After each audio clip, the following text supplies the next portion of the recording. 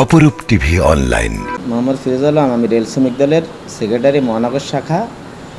আপনারা জানেন বিগত 15 বছরে মানুষ কিন্তু ভোটাধিকার থেকে বঞ্চিত। গণতন্ত্র, মানবাধিকার এগুলো আসলে সব জায়গায় অনুপস্থিত। তেমনি করে রেলের অবস্থাও ঠিক এরকম।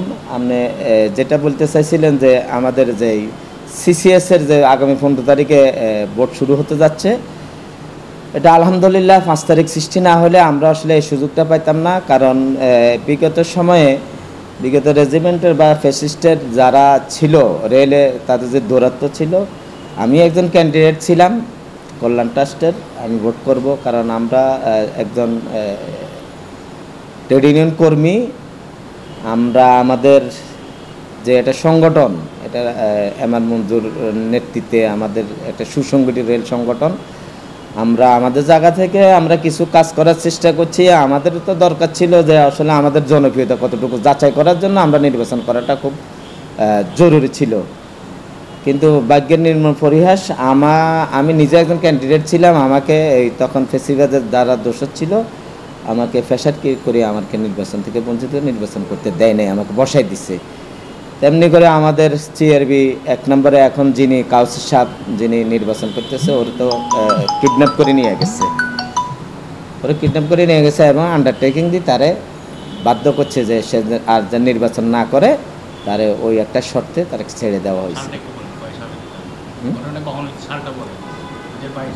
2022 সালের যে নির্বাচন অনুষ্ঠিত হতে যাচ্ছিল, ওইখানে এই কাউসার ক্যান্ডিডেট ছিল।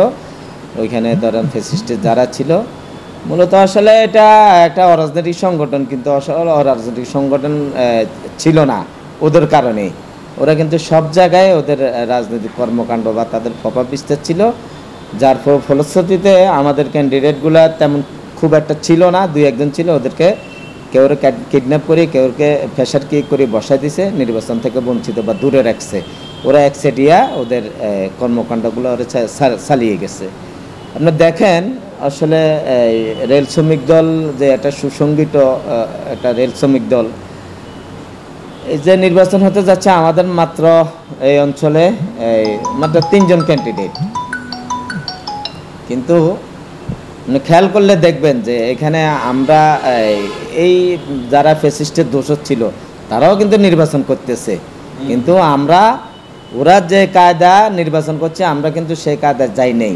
আমরা চাইছি যে আমরা রেলে যেতে অরাজনৈতিক সংগঠন, এটা এক সময় রাজনীতি যারা ফ্যাসিস্টের দোষর ছিল তাদের নিয়ন্ত্রণ নিয়ে নিচ্ছে। আমরা চাইতেছি যে আসলে এটা আমাদের, যেমন এই যে আমার 4 নম্বরে যে ক্যান্ডিডেট স্বপন, খুব ভদ্র, নম্র এবং খুব সরল সোজা একজন ক্যান্ডিডেট, যার কারণে আমরা ওদের কোনো ক্যান্ডিডেটকে আমরা কোনো ইন্টারভিউ করি নাই, আমরা ওদেরকে কোনো ফ্যাসারকি করি নাই। আমরা চাইছি যে আমরা সবাই অবস্থানে থাকি, আমরা এই নির্বাচনটা সুন্দর করি। আমরা এই দেশের রেল শ্রমিক বা রেল কর্মীদেরকে বুঝাইতে চাইতেছি যে রেল শ্রমিক দল একটা সুসংগঠিত একটা রেল শ্রমিক দল, এবং আমরা গণতন্ত্রকে বিশ্বাস করি, আমরা মানুষের ভোটাধিকারকে বিশ্বাস করি, যার কারণে সবাই অবস্থানে থাকি। আমরা সুন্দর মতো একটা ভোট করি এবং ইনশাল্লাহ আগামী 15 তারিখে আগের চেয়ে খুব সুন্দর এবং শান্তিপূর্ণভাবে একটা নির্বাচন হবে, এই প্রত্যাশা আমরা করি। জি,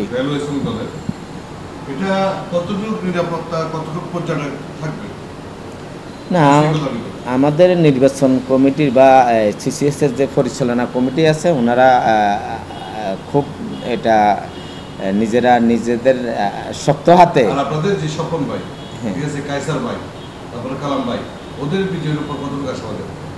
আমরা ইনশাল্লাহ 100% আশাবাদী। কারণ আমাদের ক্যান্ডিডেটগুলা খুব জনপ্রিয় এবং তাদের যে ক্লিন ইমেজ, ইনশাল্লাহ আমরা যথেষ্ট সাড়া পাচ্ছি। অনেক বছর পরে একটা সুস্থ নির্বাচনের একটা আবহাওয়া তৈরি হয়েছে এবং সবার স্বতঃস্ফূর্তভাবে রেল শ্রমিক দলের যারা আমাদের কাউসার 1 নম্বরে, 2 নম্বরে হয়েছে আমাদের কালাম সাহেব, 3 নম্বরে, 4 নম্বরে হয়েছে আমাদের স্বপন ভাই। তো ইনশাল্লাহ আমাদের প্রার্থীদের অবস্থা খুবই ভালো, আমরা ইনশাল্লাহ নিরঙ্কুশ জয় লাভ করব। Thank you.